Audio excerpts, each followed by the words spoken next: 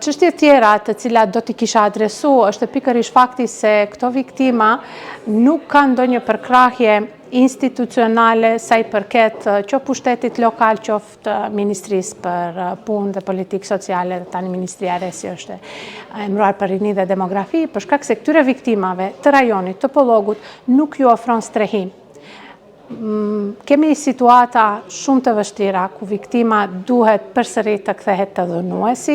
ndërkaq nuk ka se ku të adresohet dhe ku të strehohet bashkë me fëmijët, veçanërisht situatat kur viktima ka edhe fëmijë. Përmes aktiviteteve humanitare, neve kemi siguru për një periudhë të caktuar kohore strehim dhe banesë për këto viktima, gjithë një për raste shumë të vështira për shkak se aq kemi edhe kapacitetin financiar, mirë po kjo nuk është zgjedhje e përhershme, kjo është zgjedhje e përkohshme dhe trajtimi i këtyre rasteve nuk është mbi baza të projekteve që i finanson Komisioni Evropian, mirë po duhet të jetë zgjedhje institucionale. Andaj, jo në të gjitha rastet, viktimat e çojnë procedurën dhe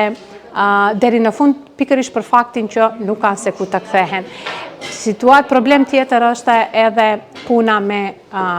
kryerësit e këtyre veprave penale, të cilat nuk po kanë trajtim, domethënë burgimi nuk është ndoshta zgjidhje e vetme, ato duhet të trajtohen, kanë ndoshta probleme nga më të ndryshme të cilat duhet të trajtohen